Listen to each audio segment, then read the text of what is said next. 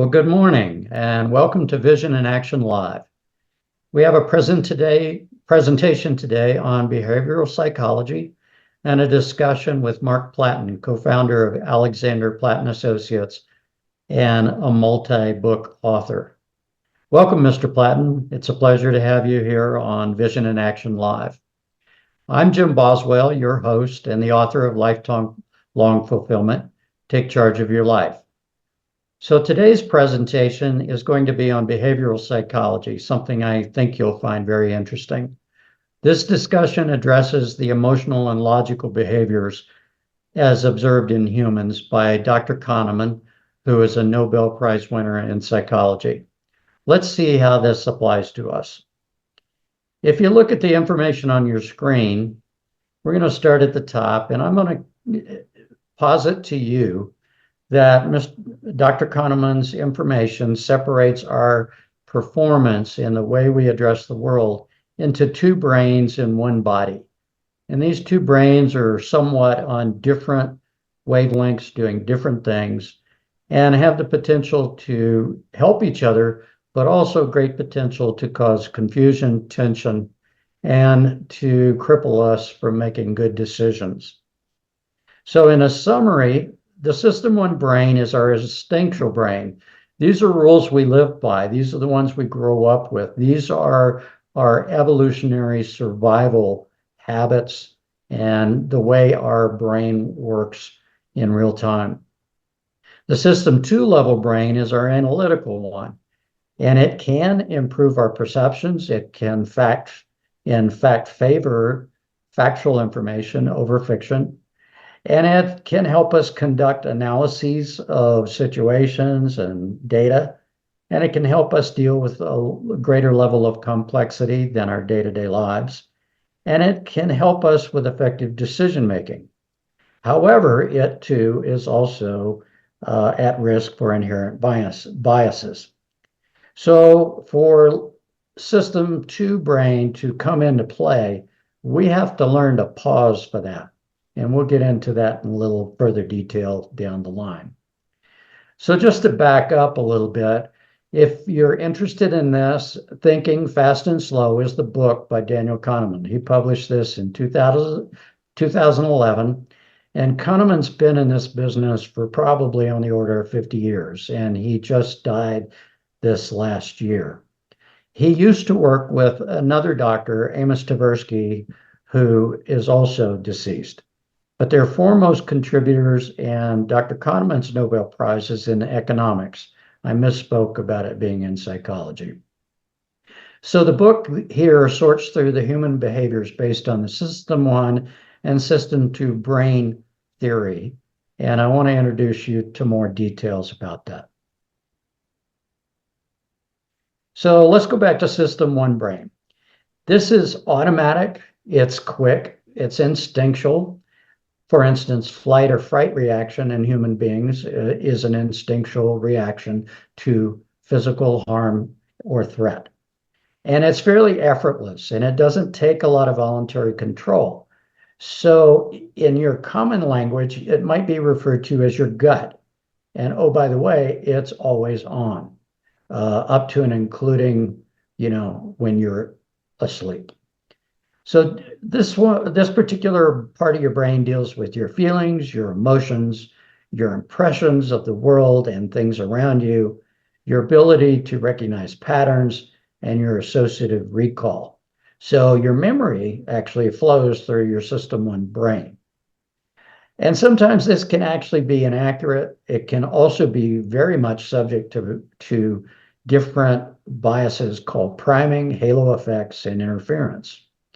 And it's really insensitive to quality and quantity, and another set of biases called framing effects and an individual person's world model. And it operates in the term of not what you see is what you get, the old Apple phrase, but what you see is all there is. So it doesn't really comprehend a lot of exterior information. So system one competencies, it's really good at depth perception, simple mathematics, sound orientation, so it's managing your hearing and everything, And reading large billboards, automatic spoken phrase completions, driving a car on an empty road, which many of us know is almost automatic, disgust reactions that you may have to things and actions and so forth, strong moves in chess, oddly enough, and detection of hostility is part of the System 1 brain. And simple sentences are also System 1 derivatives. So let's look at System 2 brain.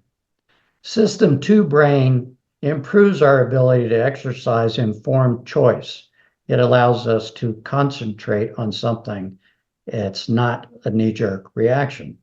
And it allows us to act in a better fashion. So to do that, it has to deny the prominence of System 1 brain with logic, thought, and computation. And these decisions are not bound by what you see is all there is, because we're actually developing more information. It's factual, and it's integrated and analyzed. So the System 2 brain, unfortunately, is a little lazy because it's a lot easier to let the System 1 brain conclusions dominate the conversation. That really doesn't help us because we don't get as much information into our processing. We get instinct. So we have to pause the System 1 brain long enough for System 2 logic to take hold. And System 2 initiates System 1 memory search, as I mentioned before earlier, to do hypothesize and analysis and things like that. And physically, that's a period when your pupils dilate and your heart rate increases. The problem is System 1 brain memory may not be untainted. It may be actually at risk. So you may be invoking bad data into a System 2 process. Let's take a look a little further. So what is System 2 competencies?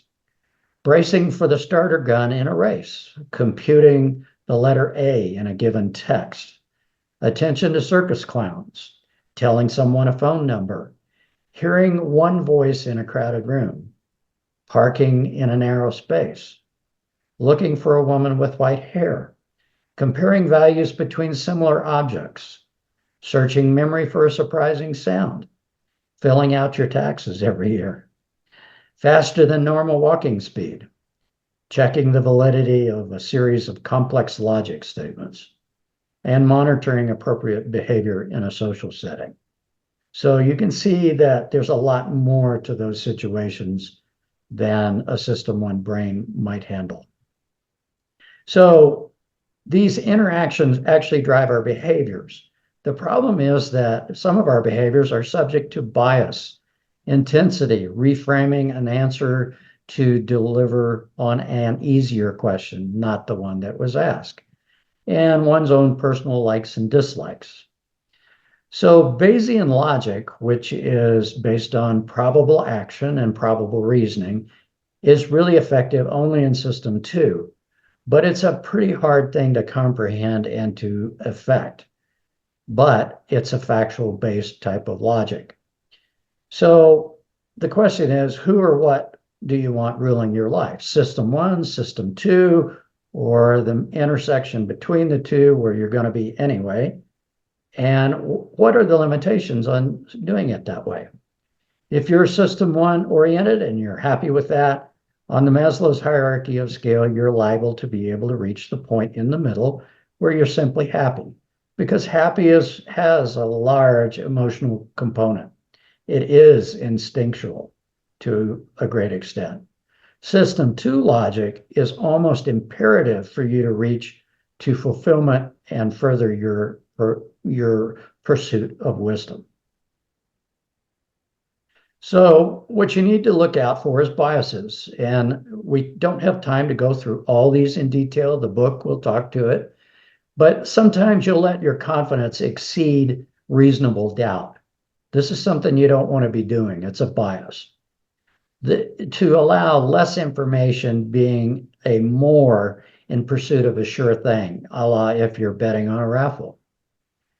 The belief that the validity of small numbers has evidence which actually denies logic. This goes against the regression to the mean in a large data population, which is a statistical concept, but it means we're taking a small set of numbers and letting that be real instead of looking at the large set of numbers. And where causes override statistics. We want to do something so badly that we ignore or disregard the statistics that are available, and we bet on the very improbable thing happening. And surprise, surprise, we're disappointed when that happens. Anchoring availability and other things like that and risks can also come into biasing. Overconfidence is a bias. Stereotyping is a bias. Poor forecasting of unexpected satisfaction. In other words, not detailing what constitutes satisfaction in a given instance and what's the probability of being able to achieve that. And incorporating representative correlation. Inaccurate. So in the end, what you got to think about when you think in Kahneman's system is system one instinct may well save your life. In a crash in a car or something like that, it's your instinct that's going to save your life. It won't be your system two logic because it takes too long to kick in. System two logic, though, has a great potential to improve on your gut reaction, on your prejudices, your emotions, and your management of the risk of failure. It will let you and help you prefer facts to fictions. And we do a little bit better on decision making when we're calm enough and take time enough to look at the facts of a situation and to dispel fictions and emotions. And it allows you to question, research, analyze, hypothesize, and test. And these are all critical capabilities for working on your own personal development and your own fulfillment. And it feeds results into that personal development. So for further on this, we have a short newsletter called Behavioral Psychology. It's on the website, and it has the details in case you don't want to read the full book. And that newsletter will go through all of this in a little bit more detail. We have a podcast, as you see here. We have FAQs and a lot more at the website, lifelongfulfillment.com. Much of this is free. Please feel free to use it at any point. And now is the time in Vision and Action when we entertain perspectives of point solutions, subject matter experts, and people leading self-directed lives. Today's discussion is going to be on growing one's personal development over time. So please join me in welcoming Mark Platten. He's the co-founder of Alexander Platten Associates and the author of Hay House Book Writers Book Camp Manual.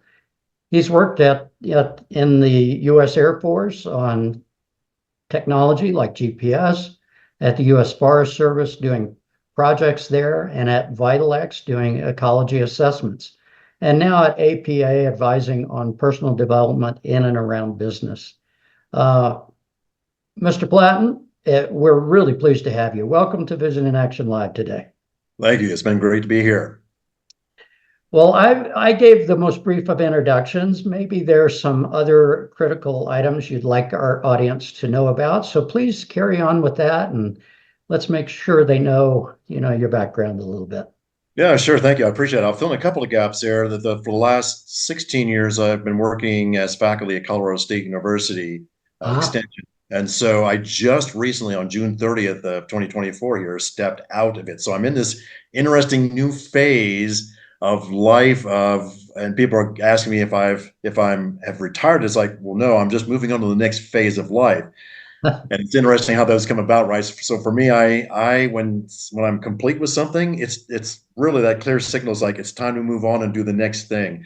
Right. And then also I'm an author, as you mentioned there with stuff, and my book is called The Art of Connecting with Nature. So something really different than the university. It's about how do we actually connect in nature in a more kind of centered and grounded way.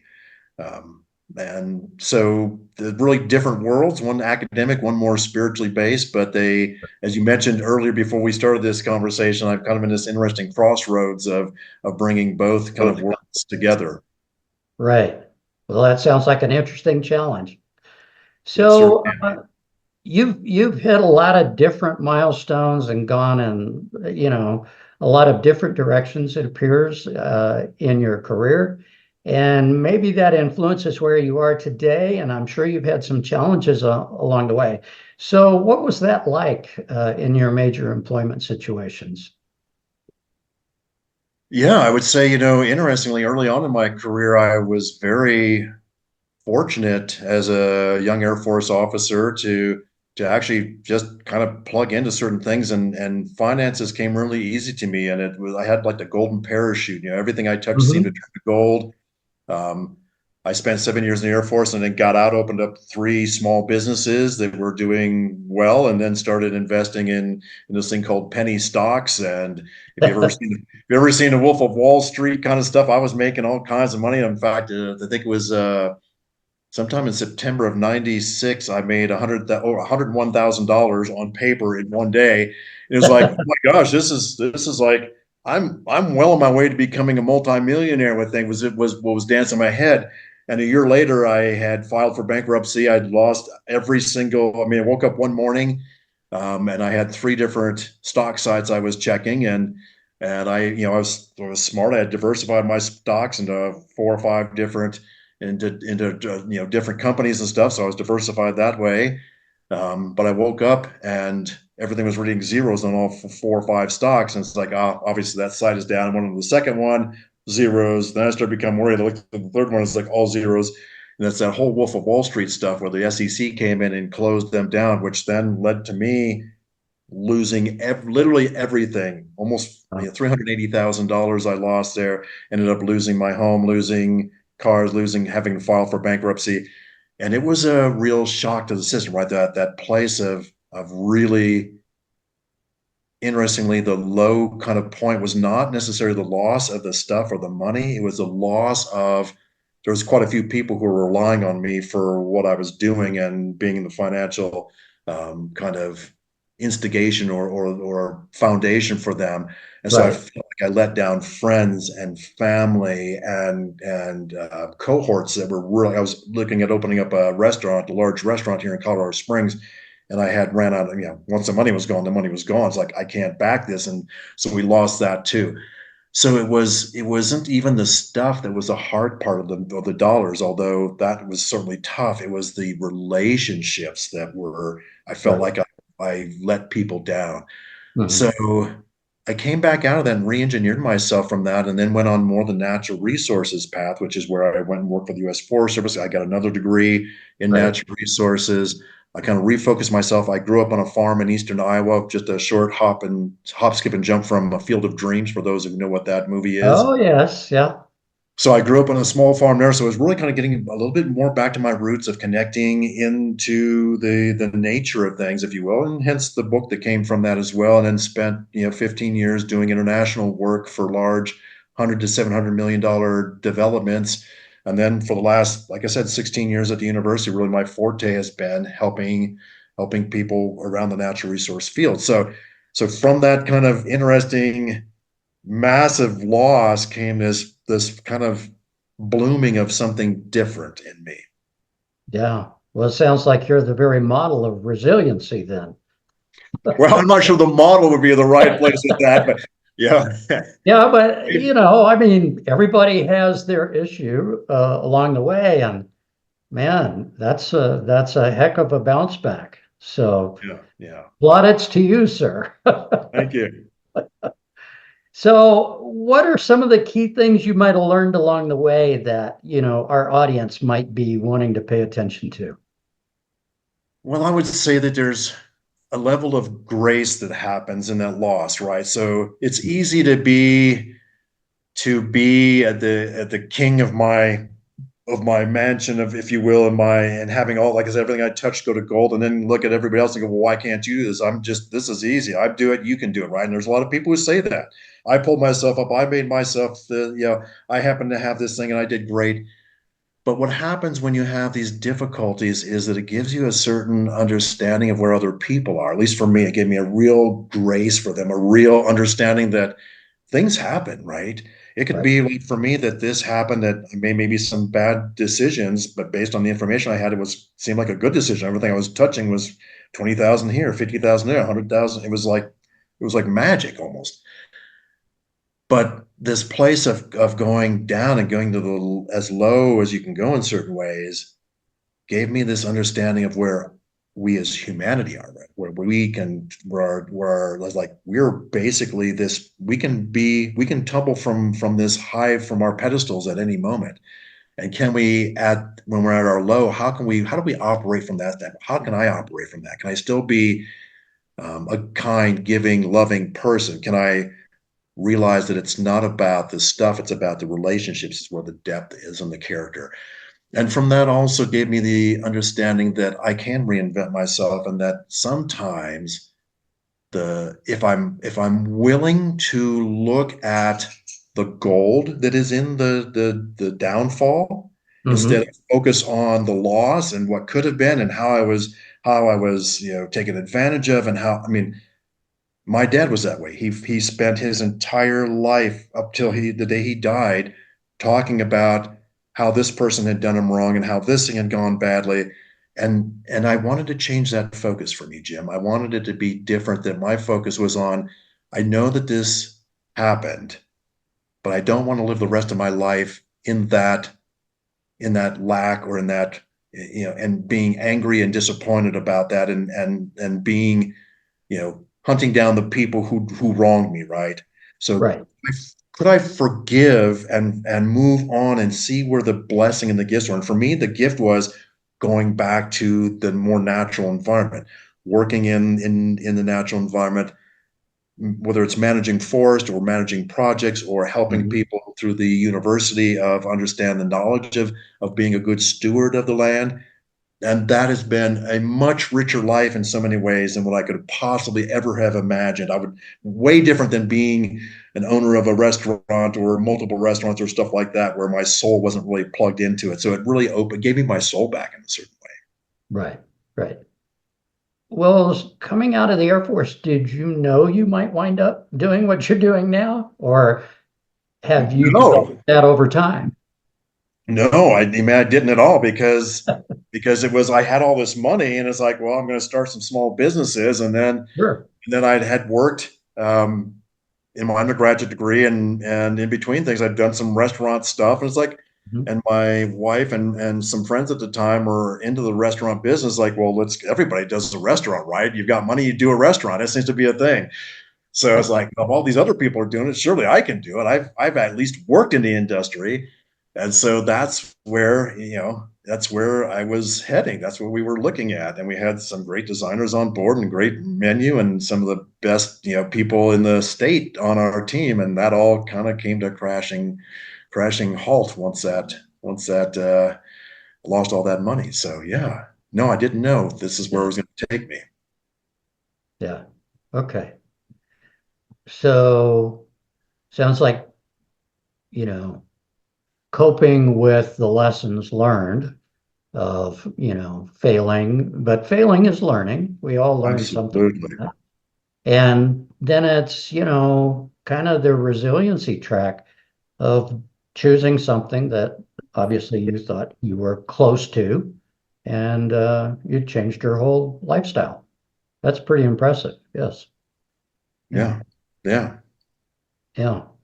So, how do you translate this? You talk about, I think, in your profile, that mentoring others through your associates organization to help instill these same sorts of capabilities in the folks that you help. Maybe you can talk a little bit to us about that. Yeah, thank you, Jim. I think one of the, at least for me, and I think for a lot of people, or maybe it's just those of us who tend to find ourselves in the education world, but I'm guessing it's most of us, that once we hit a certain phase in our life, that we've lived through certain things, that we've experienced certain things, that we've gathered a core set of knowledge or wisdom, Hmm. that one of the greatest things we can do is give that back. It fills me up in almost no other way than anything else does, is being able to talk to especially younger people coming up, and to be like, I would love to help support you and give you some tools and help help you dodge some of those viper pits that I had to jump into, right? And Right. to avoid those landmines and so forth, so that you can navigate life in a more holistic way and maybe give your gifts more readily than maybe what I was. Right now, one of the things I'm focused on, and I spent about a dozen years at the university and doing this across the nation actually, and some internationally as well, is around generations in the workforce. And right now, we've got 5 generations in the workforce for the first time in history, or at least in recorded history. Yeah. And we're really different people, especially the millennials and Gen Z. And we want to believe that if these younger generations would only be as good as what we are, then the world would be going to hell in a handbasket. And I use a quote from, I believe it's Aristotle that talks about, it's a quote where he's basically saying that, the children don't stand up, they don't respect, they don't do these things, they don't work, they don't do these things. Like, this is from 2,500 years ago. So this is these generational things. They said that, our predecessors, our previous generation said it about our generation when we were young, that we were going to be the demise because we couldn't, we aren't grounded, we don't work the same way, we don't have the same values. This is something that's going on probably since the beginning of time. So what I like to bring, especially to small and mid-sized businesses, are some tools to help navigate the waters of what, especially as the millennials and Generation Z, how do you communicate in this world where it's really different in how they're motivated and what they're looking for, what inspires them, how do you keep them on board, what access do you give them to resources and tools? Hmm. So I'm really interested right now in helping mentor businesses to help mentor businesses and again, smaller to mid-sized businesses in these ideas of how do you work through using really emotional intelligence and understanding that there isn't one way of doing things, that we tend to myopically focus on doing things the way that works for us or how we like to be Right. taught. So Hmm. this becomes really interesting, I believe, for those businesses who, right now there's approximately 53% of the workforce in the United States. I'll caveat with that. In the United States, it's comprised of the millennial and Gen Z. In fact, Gen Z just surpassed the baby boomers as far as the numbers in the workforce. In the work. Right. In the recent first quarter of the year, or maybe second quarter of 2024. So that's an interesting dynamic in that of itself. And if our corporations, if our businesses, if our places of work don't represent that kind of 53%, then there may be something we want to look at. And most of us will go, and the older generations will say, well, they aren't this, and they want entitlement, and they want, and some of that is true, but we created that in them. We did that. We set the stage for them to be that particular way. So we have a responsibility instead of doing the historic, what we tend to do, which works for the older generations, which are supervise and manage. Jim, you did a good job there, but I'm really not caring. I'm not going to talk to you about what you did well because you know how to do that. You need to help out here, here, and here. You need, Right. growth here. And we would go, gotcha, I see where my edge of growth is, and I better shape up or I'm going to be shipped out kind of stuff. That doesn't work. So that kind of like, here's what you're doing wrong, fix it. Instead of the supervising and managing, it really comes to these younger generations of coaching and mentoring. Right. And that's a huge That's a philosophical different switch. style. Yeah. It's a huge switch from a leadership standpoint, right? And if Yeah. we can get this right, then that means you've got longevity you get a legacy that continues on, because if you can't bring these younger generations in, your business will tend to die on the vine after a few decades down the road because you don't have people infused with that. Hmm. So that's where one of my current passions lies, is in giving back in that way. And so I'm working with some of the workforce centers here in Colorado Springs to do some training. I got training at the end of the month for the hospitality industry. Interestingly enough, for coming from that whole place of having that restaurant that I was building out to now, I'm helping coach the HR folks in the restaurant, primarily restaurant and hospitality groups in this. It's an interesting full circle. Right. Well, it's been my impression, particularly, even in the popular press, that there is a lot of friction between the old style of corporate management, old style HR, and so forth, and an expectation that, well, Gen Z is going to march in here and, you know, follow the rules, follow the trainings, da da da da. And I think we're hearing that corporate America is a little bit, maybe a decade behind, the new wave of how people relate to each other, how they want to work, what they expect in terms of quality of life, both in and out of work. So it's interesting that you're doing that, and I'm sure it's pretty rewarding seeing change happen. Yeah, Um, yeah, sure is it is. is it a shock to the people you train and teach, the corporate group, that this is inevitable? It's a shock, and it's what's really fascinating for me. And I laugh because I go, well, why do I have to change? Because right? Because That's a good one. historically, Why right? should I How change? Yeah, Right, historic is like, man, we take the kidney punches. It was at the entry level. We do the kidney punches. We do we aren't given access. We just say yes, sir, yes, ma'am. How much? How you yeah, doing? Military. Yeah, I know you're military as well. It's like, yeah, you don't ask, Brad. You don't ask why am I doing this. You just do it because asking why is going to get you in a lot of trouble with that. So you just do it, and then you take your hits, and then finally you work yourself far enough up the ladder that you then can start making those decisions and kind of hold the information and the rules, and nobody needs to know, and you're in your little kind of cloistered group of power. And yeah, that's not how it's working with that. So I say to people, it's like, you don't have to change. You don't have to do anything here. But there's a consequence to not changing. There's a consequence to not adapting. And is right, it tough? Absolutely. Is it different? It's radically different way of approaching the work environment. But when you do it right, when you can really lean in and make those changes and be the kind of leader who goes, okay, I get it that it's going to be, if I want to succeed in a way, if I want to be to move forward, not only just for the business but also for the workers, for the staff, right, and bring in those people, and then you've got to think that's just in your intra world, but what about the exterior world or your clientele and stuff? If we've got this turnover, we keep hiring in these millennials or Gen Zs, and they leave after 6 months or a year, the clientele, one of the great things about our clientele is the relationship they have with our staff. So I can think of a half dozen different people who in different industries, whether it's the people down at AutoZone, or I go down and see Rodney, it's like, Rodney, they know me when I walk in there. I know them. There's a hmm, relationship there. Now, if Rodney turns over and leaves, then I've got to start from scratch. It's like, oh, you don't know my vehicle. You don't know my history. You don't know my story. Same as in business. You don't understand my business. You don't understand my unique nuances and stuff. My brother taught who has a bunch of rental houses, and he's really into numbers and doing things in a really mysterious way.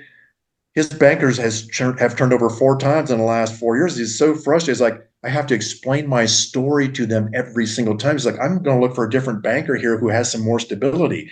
And right, that's what's going to happen is you're going to stop having people who have been maybe loyal to your company. They're going to start looking for somewhere who has that relationship that is steady and long term there, because it's part of what we like to know, that people know us when we call up and it's like, hey, I need to talk to Susie or Jimmy or John or hmm, Alexa or whomever it might be, that we know those people and they know us. So yes, it's fascinating when we say it's going to require change, and it's like, what an exciting time. Can you make a change? And those people who are open to that, as we saw during COVID, because we're in this really interesting time frame where disruptive technologies are coming in, AI is throwing all kinds of weird sure, nuances, all these disruptive technologies and situations like COVID are coming about. Those companies who are agile enough to ask a question and be curious about how they can reinvent themselves are more likely to succeed and to have people stay with them through those changes than those who oftentimes what we do during those changes is we constrict, right? We right, pull in our resources. We don't, we hunker down and we cut jobs and we trim and we constrict. But those who can go look at the opportunities, like, well, okay, we did things this way. What opportunity? Let's open the floor up. Let's get creative here. And what can we do differently that is taking advantage of this new normal?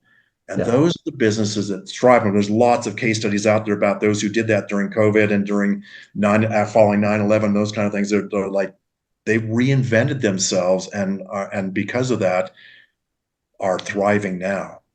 Right. Right. And smaller businesses, they're a bit more nimble. They're probably more inclined to change before the big businesses, you know, get the message. So They can, right? They can if they and yeah, they can. this is why I want to be able to speak specifically to them because they've got the ability, the agility, like you're saying, they're much more flexible Right. typically to be able to do that. Now, sometimes, yeah, it feels like, no, I'm going to do it my way and only this way. It's like, ooh, okay.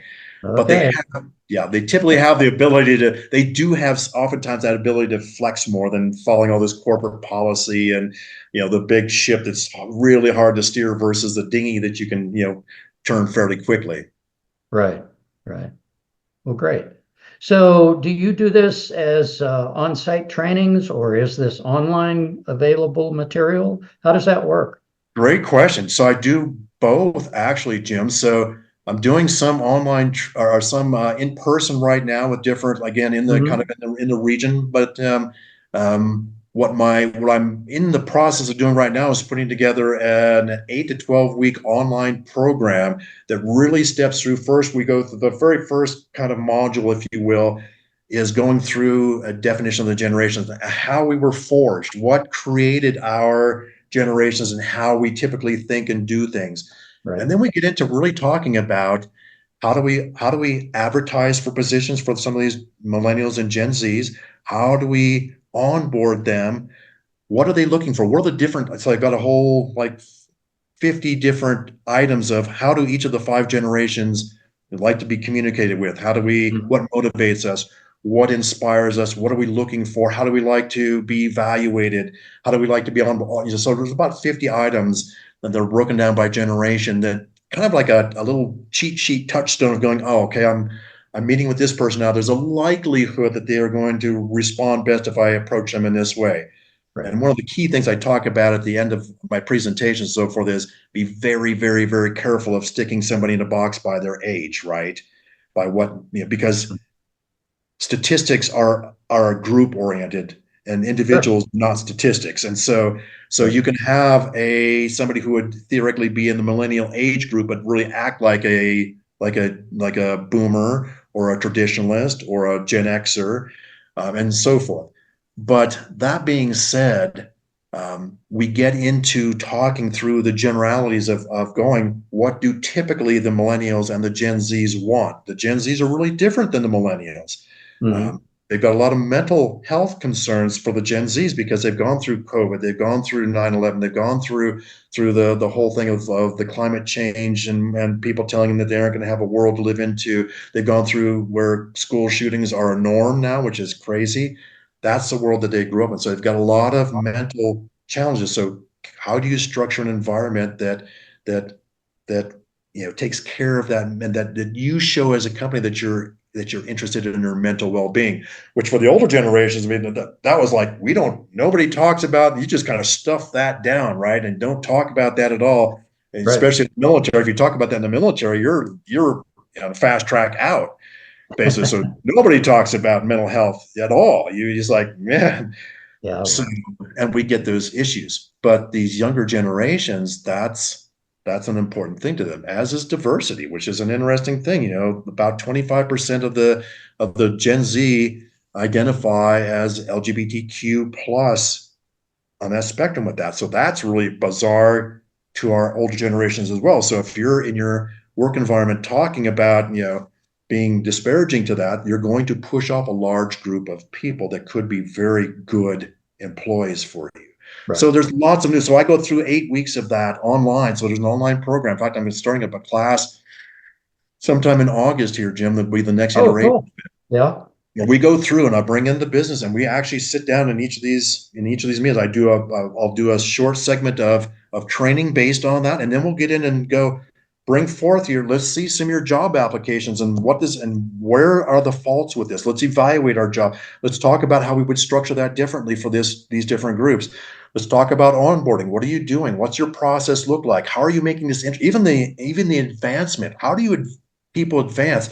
Because for those older generations, like, I'm just kind of glad I got a job. mean, I'm at the university. I had the same level job as I started 16 years ago. It was exactly the same level as when I finished 16 years later. There's Yeah. no upward mobility per se, other than I went from, from the instructor to master, whatever, to the final piece. I got some bumps along that way to master instructor with that, but it was different than really getting different ranks. Like the military was nice about giving you rank, but they want some acknowledgement and changes faster with things, which we look at as entitlement. But for them, because of the way they move through school and their reward system and Mhm. those kind of things, is what they're used to and what they're anticipating. Right. So how do we meet that? How do we change things and look at that in a different way? So it's about getting into the muck and just being vulnerable in that and going, okay, here's what I've got. What do you guys think? Let's evaluate our models and how we're doing these onboarding and how we're doing training and how we're doing evaluations and how we're doing even and the piece I love the most, I think, Jim, one of the really clever, I want to say clever, but interesting things is usually when we have our younger folk leave, where it's like, God darn it, they jumped over to the competition. I'm upset with you. And I put all this invested in you here, and then you jump to the competition. And so we act as a burning bridge. What I say is we know our younger people are going to be jumping jobs. That's part of we know the modeling is out there that they're jumping jobs to get experience and so forth. They started with Generation X. Yes. So we know they're Literally. going to do that. So Yeah. if they're a good employee, if they've got potential, once they leave, stay in contact with them. Hmm. Stay in contact. Say, hey, we've got this job coming out. I know that you said you wanted to move. This opportunity is here. We'd love to have you come and interview for it if it's something that fits your current desire. Because what's that telling them? That you're interested in them, that you find value in them, which is way different than the way it's like, no, you come to us, we're not going to go to you. But again, boy, if they've been with your company and you know that they're, a potential rising star, how hard is it to get good employees? Pretty hard sometimes. So Yeah. if you know you've got a diamond in the rough there, it may behoove us to reach back out. So anyway, these online courses and what we're doing is we're able to do this from across the world, if you will, and get in there and get messy and talk through this and give real life examples and then hopefully I'm creating a plan with them step by step of what they can then implement at the end of this 8 weeks, 8 to 12 weeks, depending on if they want Yeah. different modules and stuff to come That's in there. exciting, Mark. Let us know when that actually finally comes out. That'd be Yeah, great. yeah, I'll do that. I've got Really the good. yeah, So yeah. why don't you let the audience know here what your contact points are and that sort of thing, so that they can reach out to you. Yeah, right now the bet because I've again after 16 years of being at the university, I'm so used to having the mark.platten at colorado-state.edu, which is not the case anymore. So the best way to reach me is really at my old Gmail account, which is Mark MARKJ, as in Joseph, which is my middle name, Platten, all one word, at gmail.com. So markjplatten at gmail.com is the best way to reach out to me with that. I will be putting stuff out on my website and stuff specifically around this course Yeah. as we get close to the end of the month here. And as the website, the Alexander Platten Associates, is that what we should look for? It's going to change here, I think, Jim. I'm Uh, sorry. I mean, this is that place of reinventing myself again, right? So okay. I hadn't anticipated. It's actually this. I hadn't even thought about doing this as a program and course because I've done it as a 1.5 hour kind of program, usually for industry or nonprofits Hmm. or academia for the last 12 years. There's never been something I've done in it, but it's like somebody, an HR person here in Colorado Springs said, "Well, would you do this as a course?" Like, oh my gosh, what? How have I been so myopic that I haven't? I mean, this makes all this. Yes, of course I can put this into the course format and do this Sure. online. So I'm still in the business of identifying the business that I'm going to be doing this under, Jim. So Okay. Well, not to put pressure on you, but let us know when it happens it will and definitely be soon. we'll get that out, help you get that out. Appreciate So it. listen, Mark, yeah, this is really exciting stuff you're doing. I think you bring a really great view of life's ups and downs and carry that forward to help other folks. And I'm sure Colorado Springs especially is happy to have you there to do that for them. Well, So, I sure hope so. and thank you for joining us today on Vision in Action Live. And maybe we'll be able to see you again here. I'd love to do that, Jim. Thanks so much for the opportunity. Thank you, sir. So I want to thank our guest today, Mr. Mark Platten. It was a pleasure having him, and he had some tremendous insights. Look forward to what he has to tell us down the road. And thank you very much for attending our Vision in Action Live session today. Our podcasts are every week, and they include important personal development material from lifelong fulfillment and interviews with subject matter experts and people that are already leading self-directed lives. Thanks for tuning in. Check out the newsletter and details of the podcast and the lifelong fulfillment materials and this podcast itself on lifelongfulfillment.com. You can find us on Facebook, LinkedIn, Goodreads, several other podcasts, and amongst them, Jackie Woodside most recently. And I'm Jim Boswell. I'm your host. Comments and questions can be addressed to us on the podcast or the book, and they're welcome at the website and Jim at lifelongfulfillment.com. We thank you for watching, and we look forward to seeing you again on another episode of Vision in Action Live. Till then, have a great time.